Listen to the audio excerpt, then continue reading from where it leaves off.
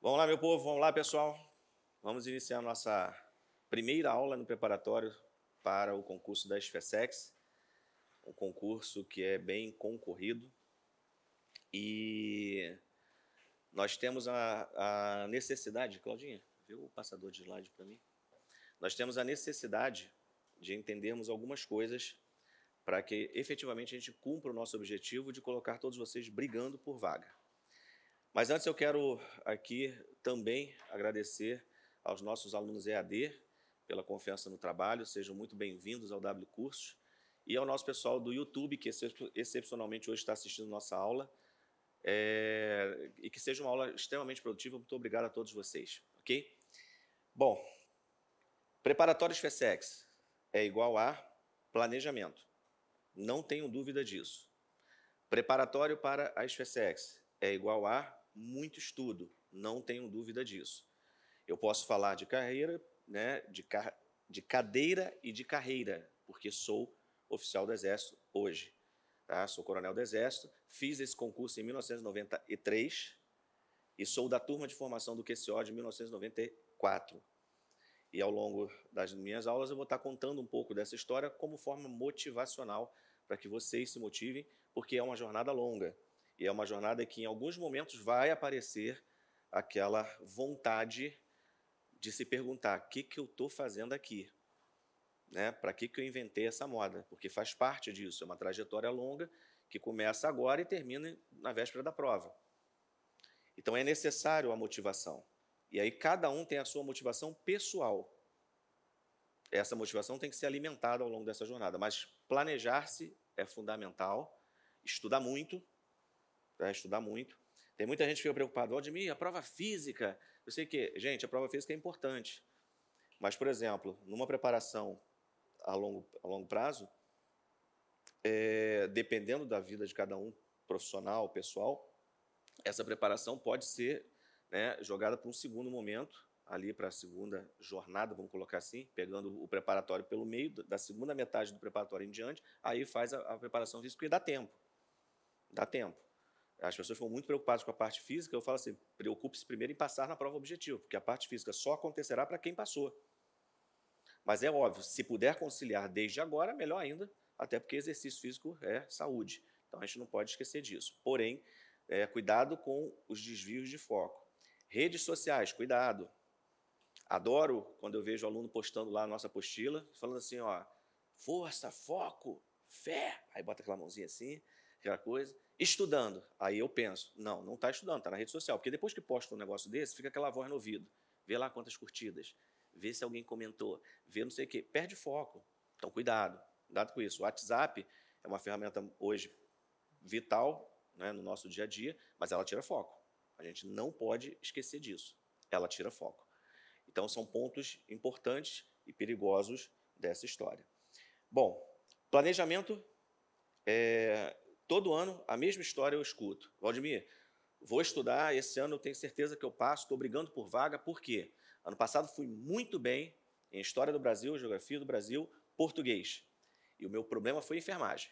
Foi logo enfermagem. Então, esse ano eu estou me preparando, focando bastante em enfermagem. Aí o que acontece nesse ano? Ele fica reprovado em quê? História do Brasil, Geografia do Brasil e Português. Equilíbrio é tudo. Então, o desafio nessa preparação é equilibrar as matérias para você chegar forte em todas, o mais forte possível em todas. Então, o planejamento é fundamental, distribuindo as matérias. Aí eu dou algumas dicas. Matérias que vocês sabidamente, né, vocês reconhecem que são mais fracos, vai deixar um tempo maior. Agora, cuidado com a armadilha de vou estudar tudo que eu gosto agora e vou deixar essas matérias mais difíceis para depois. Por quê? O depois significa o quê? Cansaço. Já vai começar a bater o cansaço. E cansaço significa má vontade com as matérias que você não gosta. E aí o seu rendimento cai. Então, gente, não tem jeito. É para encarar? É. Um dia estuda uma matéria difícil, outro dia estuda uma matéria fácil. Um dia estuda uma matéria difícil, outro dia estuda uma matéria fácil. Vai equilibrando. Vai buscando o equilíbrio nessa distribuição de matérias dentro do que cada um é capaz de produzir de horário de estudo. E, fundamental, revisões. Tem que ter dia para revisão, porque é muita matéria. Vou falar aqui história. Vai começar lá no descobrimento do Brasil, a política anterior ao descobrimento do Brasil, e vai vir. Não é minha área, tá, gente? O professor Alexandre vai trabalhar com vocês essa parte aí de história. Mas chega lá na frente, você tenta lembrar alguma coisa que já estudou lá atrás, se não tiver revisando sempre, você esquece. E são detalhes, às vezes, que a prova te cobra. E hoje uma questão te deixa fora da prova. E é doloroso quando você vê que ficou por uma. É doloroso. Então, não pode. É equilibrar, vir equilibrando as matérias para chegar forte. E aí eu tenho certeza, tá? O destino, ele prega algumas peças agradáveis na gente.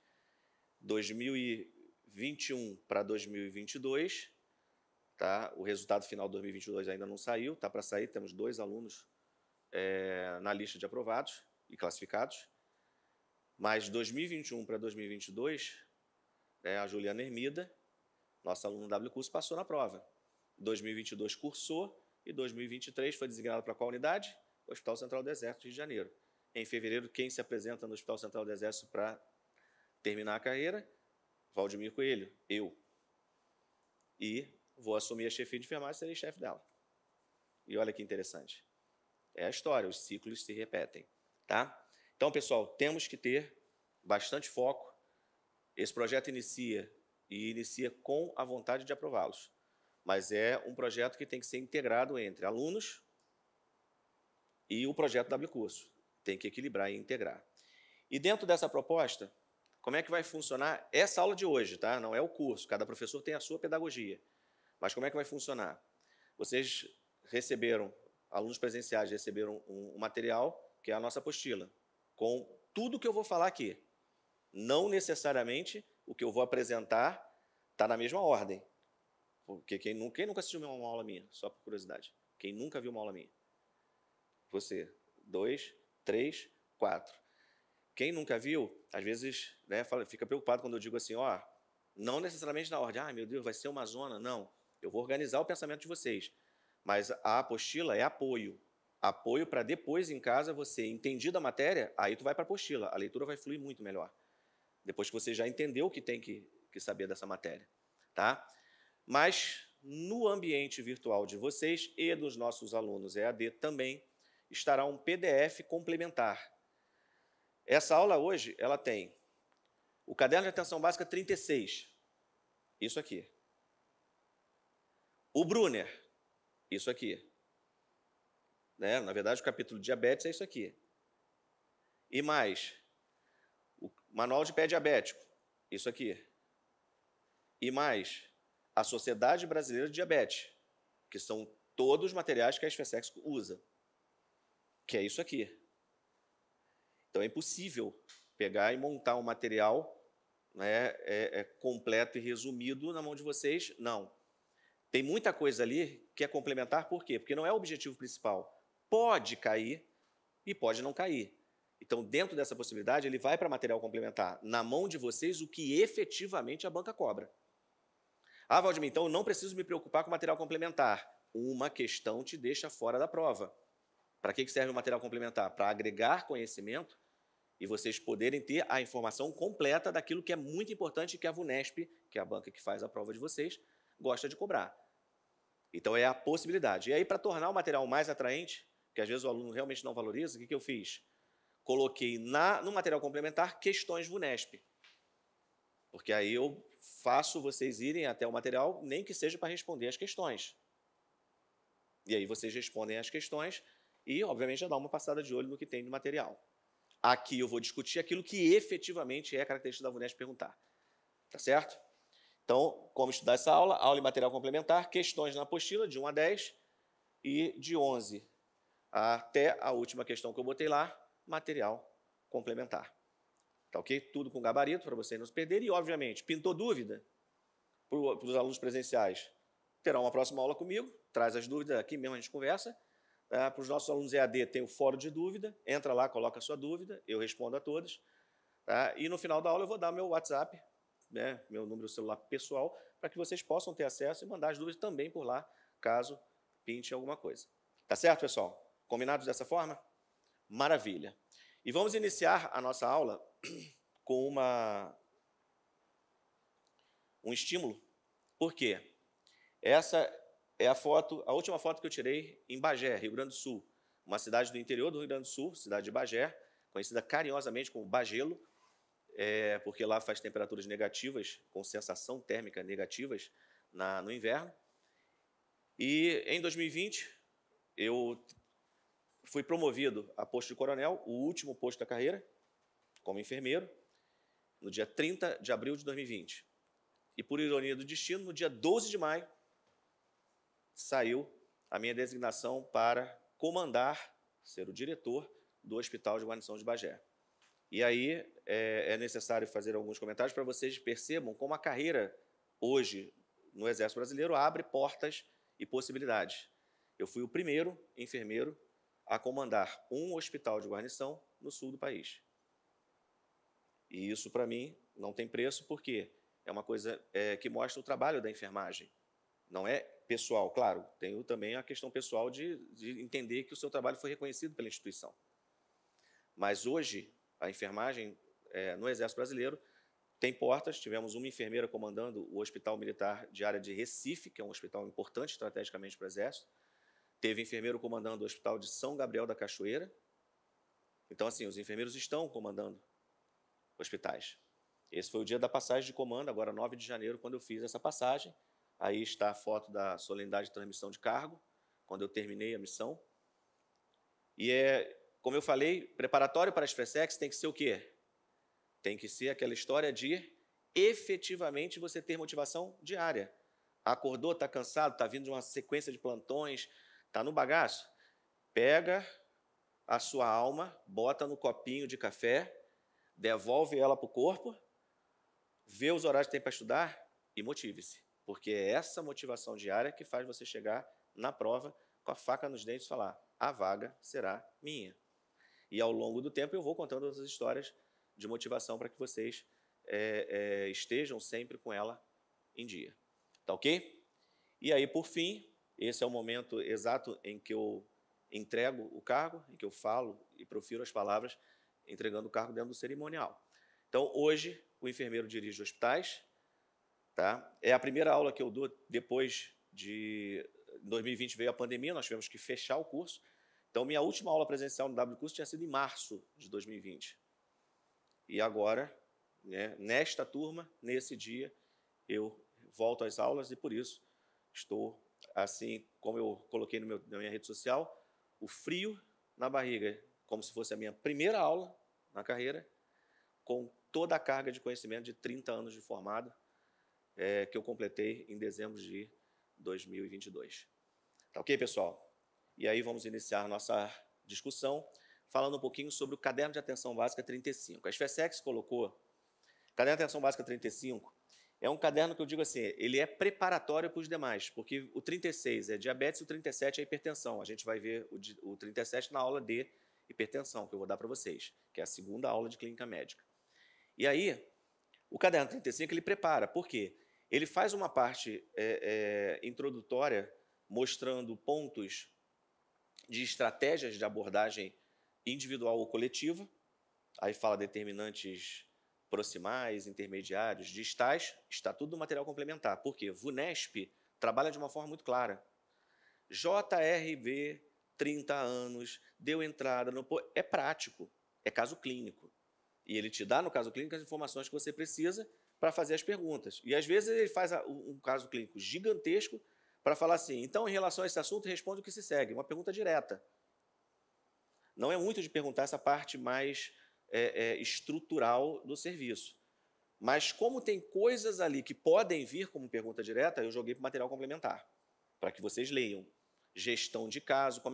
Para que eu faço gestão de caso? Em que momento? Está lá escrito. Aí tem lá as tabelinhas para que vocês leiam, pintando alguma dúvida, vai tirar dúvida. Ok? Só que no Caderno de Atenção Básica 35, ele fala de tabagismo. Gente, fumar faz bem para a saúde? Todo mundo sabe isso. Aí o cara está falando tabagismo passivo, aquele que não fuma, mas inala a fumaça dos outros, faz bem para a saúde? Isso tudo está escrito lá, vocês sabem. Então, assim, eu não vou falar o óbvio. embora o óbvio às vezes tenha que ser dito, mas eu não vou falar. Alcoolismo, né? Eu bebo socialmente. O que é beber socialmente, gente? É quando bebe, quando você está em sociedade. Como eu vivo em sociedade, eu bebo socialmente. Então, repara, beber demais em excesso faz mal? Vocês sabem disso, eu não vou ficar falando. O cara que é hipertenso pode comer coisa muito salgada? Gente, não vou perder tempo com isso. Então, isso foi para o material complementar, texto bem resumido. Atividade física faz bem para a saúde? Faz, está tudo lá. Para vocês darem uma passada de olho, darem uma lida, é o óbvio. Tá? Mas lá também discute alimentação saudável. E como discute alimentação saudável, no caderno de atenção básica 35, que está na bibliografia da prova, aparece escrito assim, ó, alimentação saudável, e ensina a calcular o IMC. E a VUNESP é uma das poucas bancas que te cobra o cálculo do IMC. Então, isto aqui já caiu e pode cair de novo, porque é fácil eles mudarem, é só mudar o parâmetro do paciente, a altura e peso. E muita gente se enrola, por quê? Porque se não souber calcular o IMC, você não acerta a questão. Porque logo depois do cálculo do IMC tem o quê? A tabela que te diz se o elemento é, né, se a pessoa é baixo peso, eutrófico, ou se está em sobrepeso, ou se está em obesidade, grau 1, grau 2, grau 3. E a VUNESP te cobra o conhecimento dessa classificação. Então, isso sim está no material de vocês principal, porque tem que saber. Não é difícil, é uma decorebazinha, e por isso eu falo que tempos em tempos tem que fazer o quê? Revisão. Tem que fazer as revisões. Ok, pessoal? Então, primeira grande informação da aula de hoje e que cai na prova. E isso aqui derrubou muita gente em 2020 quando caiu, porque o pessoal não lembrava da fórmula de cálculo, e aí, quando olhou para as respostas, estava lá, IMC de tanto, IMC de tanto, IMC de tanto, e aí tu fica com um belo problema na mão. Então, nós vamos... isso aqui é decoreba, tá, gente? Não tem o que explicar. É sinalizar que tem que ler, ok? Mas eu trouxe a questão para vocês, quem ainda não entendeu como é que isso aqui cai, entender como a banca te dá os elementos para você responder, tá? Então, a VUNESP, como eu falei, traz caso clínico. Obviamente, por ser uma questão grande, e aí preparem-se, tá? A prova da SFSEX, ela é uma prova extensa. Isso exige, gente, um outro preparo, que ao longo do curso eu vou estar sinalizando para vocês, que é a questão da leitura com calma, mas concentrada, foco. E por isso eu digo que os primeiros 5 minutos de prova não é para fazer questão, é para baixar a sua adrenalina, para que você possa ler. Porque quando está com a adrenalina correndo, você está lendo, mas não está enxergando. E aí a VUNESP ela trabalha com dados dentro do texto que, se você passar por ele, você não consegue raciocinar. Então, os primeiros 5 minutos é você entender como é a prova, que é aquela curiosidade natural, o que está caindo. Aí vai fazer aquela... Ou aí vai se desesperando, que a maioria, né, quem fica nervoso, olha a questão, essa eu não sei, essa eu não sei, meu Deus, eu não sei. Aí quando chega na última, eu não sei nada. Aí bate aquele desespero, aí é o momento que a adrenalina começa a baixar, daqui a pouco tu começa a ler realmente, aí tu fala assim, não, até que não é tão difícil não, isso aqui está mais ou menos. Aí você faz a prova. Então, primeiros 5 minutos, deixa a adrenalina baixar, para você poder efetivamente trabalhar. Mas é uma prova extensa, então também não pode ficar 20 minutos numa questão, né? Deixa eu ver, peraí, não dá tempo, até porque o tempo passa voando. Daqui a pouco o fiscal fala assim, meia hora para terminar, aí acabou, bate o desespero. Tá certo? JR, 69 anos, presta atenção, nada é dado de graça e por acaso. Está aqui a idade do paciente. Não é à toa que ele deu essa informação aqui. Sexo masculino, hipertenso, portador de diabetes tipo 2 há 12 anos. Insulino dependente. Compareceu à unidade básica de saúde para consulta de enfermagem. Relatou que vinha se alimentando e fazendo caminhadas de acordo com as orientações recebidas. Ingeria regularmente os medicamentos prescritos, mas estava confuso sobre o uso de dispositivo caneta com agulha de 4 milímetros. Preste atenção nessa informação aqui. Vai ter um momento da aula que eu vou mostrar uma tabela e vou falar assim, ó, isso aqui cai, porque isso aqui joga para outra informação de enfermagem que os enfermeiros têm que orientar os pacientes. para aplicação de insulina, que havia recebido há poucos dias. Queixou-se que, eventualmente, vinha apresentando episódios de tonturas ao se levantar da cama ou da poltrona. Ao realizar o exame físico do JR, o enfermeiro obteve peso 76.800 gramas, altura 170 centímetros, e aferiu a pressão arterial com o objetivo de investigar a ocorrência de hipotensão ortostática. Dando prosseguimento à consulta, o enfermeiro completou o exame físico e, em conjunto com o JR, elaborou o plano de cuidados e metas a serem atingidas, orientando-o sobre a aplicação de insulina com caneta. Então, a questão te deu uma série de dados ali, a idade do paciente, peso, altura, o dispositivo que ele usa com o tamanho da agulha, o problema que ele está enfrentando. Então, essa é a característica da VUNESP, gente. Caso clínico. Dica: está fazendo esse tipo de prova, vai marcando tudo aquilo que você acha que é importante e relevante na questão. Porque quando você chegar na pergunta, já está marcado ali algumas coisas, ou já estão marcadas ali algumas coisas, que você vai olhar e falar assim, está aqui, já destaquei. Facilita e ganha tempo, ok? Aí vem a pergunta. O índice de massa corporal de JR, sua interpretação e a conduta a ser adotada, ou seja, 3 em 1. 3 perguntas numa única questão. Cálculo de IMC, classificação de acordo com o IMC e a conduta. São, respectivamente, aí vinha a letra A, não vou ler tudo, tá, gente? Isso aqui é só a apresentação. Letra A, letra B, depois a gente vai analisar. Letra C, letra D e letra E. Então, percebam, a primeira grande informação da aula, tem que saber calcular IMC. E, por isso, de cara, já é a primeira informação que aparece na apostila de vocês após o texto introdutório. Segundo, classificação do paciente quanto ao seu IMC. Também cai. E, ao longo do texto, vão aparecer as orientações. Certo?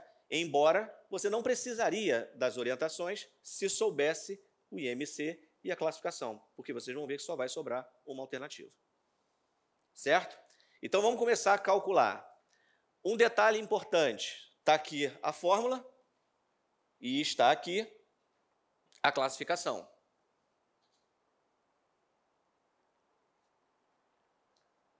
Primeira coisa, calcular o IMC. Cuidado, cuidado. O cálculo do IMC é peso sobre altura ao quadrado.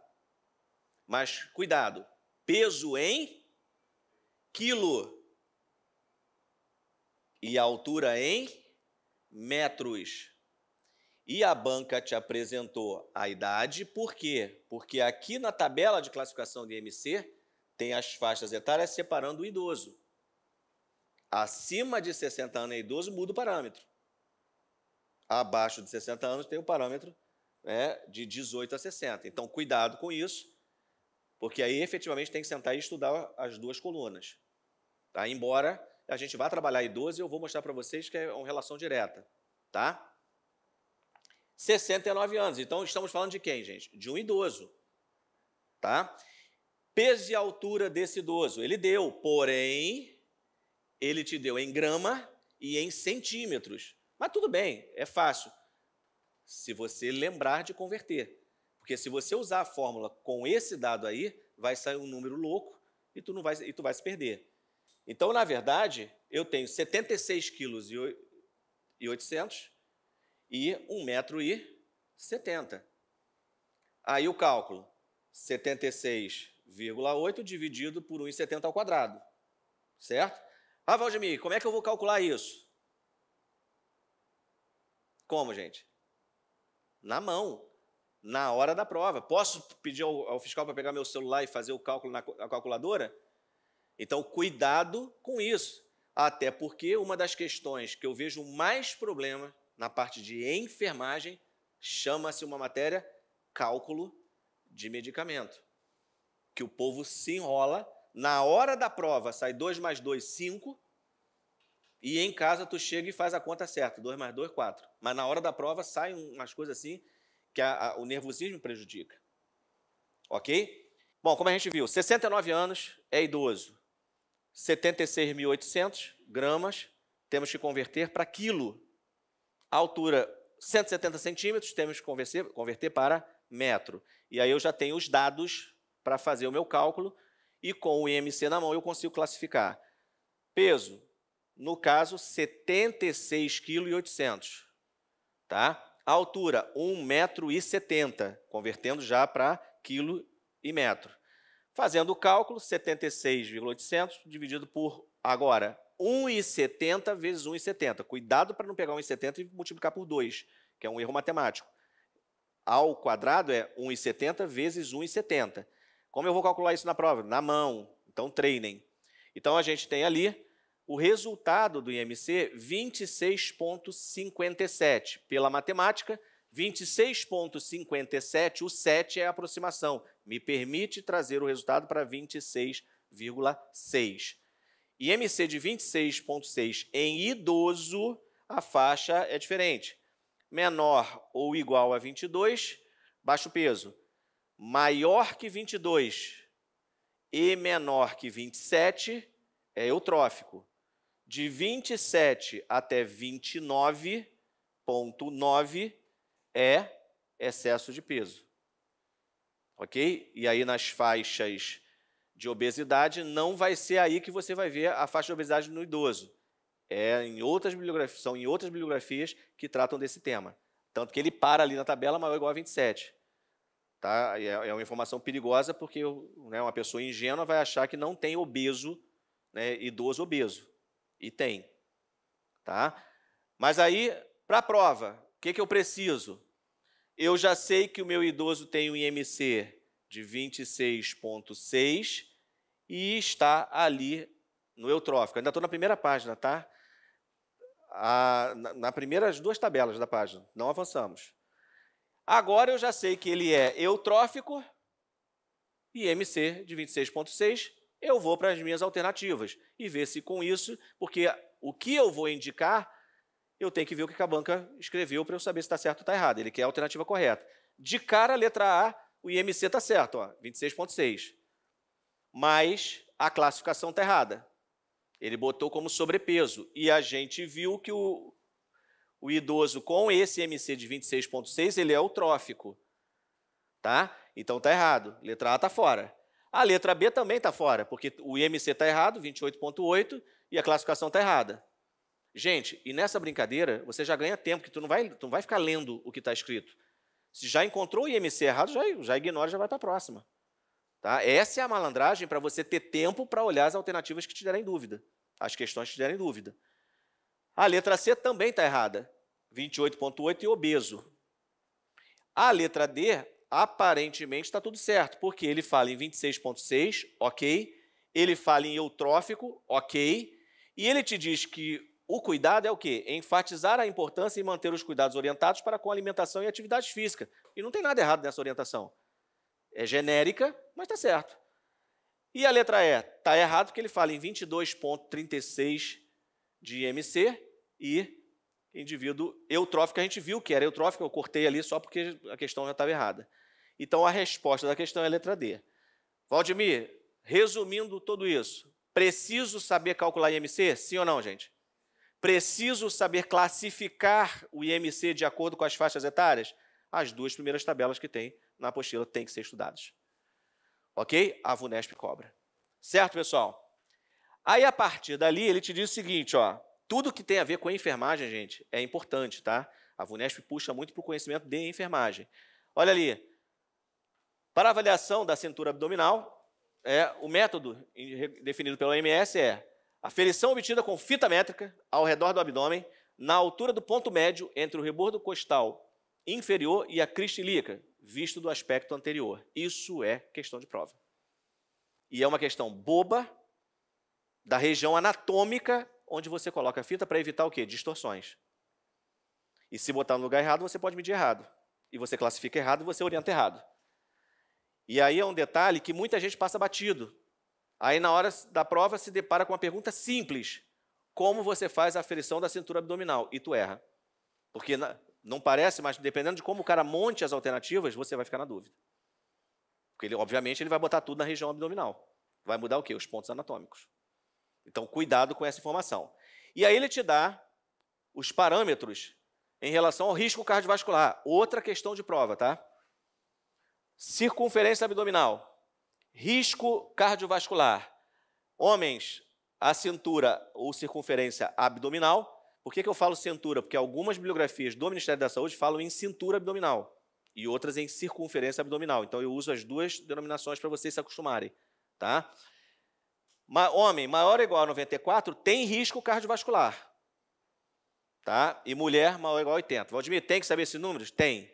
Boa notícia. Eles estão bem definidos aqui. Má notícia. O caderno de atenção básica 36, que é o próximo que a gente vai ver na aula de hoje, e que fala de diabetes, muda os números.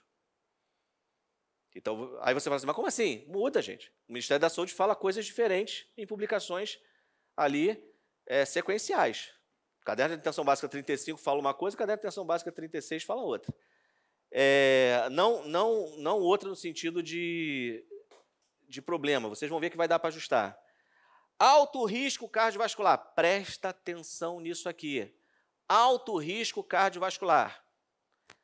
Homem maior ou igual a 102, mulheres maior ou igual a 88. Em especial, esses dois números, homens maior ou igual a 102, mulheres maior ou igual a 88, esses são cobrados. Por quê?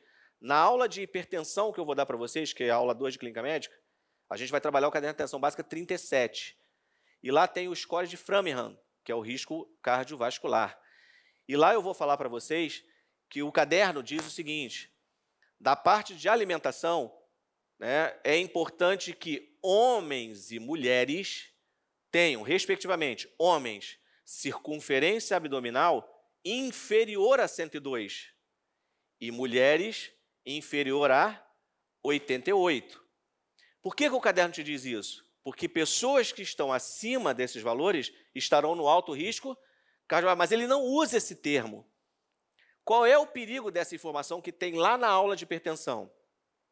Vocês podem achar que é saudável ter uma circunferência abdominal menor que 102 e uma circunferência abdominal menor que 88. Mas o que o caderno 35 te diz? Que se você tiver acima de 94 ou igual, e obviamente até 102, e acima de 80 para as mulheres, até 88, você tem risco cardiovascular. Então, efetivamente, juntando as duas informações, o risco cardiovascular é 0 se você tiver o quê? Cintura abdominal menor que 94 para homens e menor que 80. Mas para hipertensão, olha como é que as informações têm que ser trabalhadas. E por isso essa história é difícil, gente. Para hipertensão arterial, já é muito interessante que homens tenham cintura abdominal inferior a 102 e mulheres abaixo de 88, porque isso diminui sobrecarga cardíaca. Hipertensão é sobrecarga cardíaca, renal, tá? Então, para a hipertensão, existe uma informação. E para a diabetes, uma outra informação que pode parecer conflitante, mas não é. Numa banca como a VUNESP, é importante entender o seguinte, agora vamos juntar tudo. Se o cara quer ser saudável e não ter nenhum tipo de risco, cintura abdominal, e juntando todos os cadernos, inferior a quanto? 94 para homens e mulheres? 80. Se eu sou hipertenso, e eu, Valdemir, sou hipertenso, o ideal é que a minha cintura abdominal, olhando do ponto de vista de hipertensão, seja inferior a 102. E se for mulheres, abaixo de 88. Entenderam como são informações que se complementam? Ficou claro isso, gente? Maravilha. Vamos adiante. Aí, em relação à parte alimentar, o caderno 35 diz que a meta deve ser o peso saudável com IMC abaixo de 24,9, mas a redução de 7% do peso corporal, aí é uma segunda informação, olha ali, ó, redução de 7%, se a pessoa, mesmo que ainda esteja dentro de alguns parâmetros, mas diminua 7% do seu peso corporal, isso já é benéfico do ponto de vista da resistência insulínica, de ser diminuído. Então, é uma terceira informação que pode aparecer, falando sobre a perda de peso corporal em relação a percentual. Então, 7% reduzindo o peso corporal, ok. Ficou claro isso, gente? Isso tudo está no texto de vocês, tá?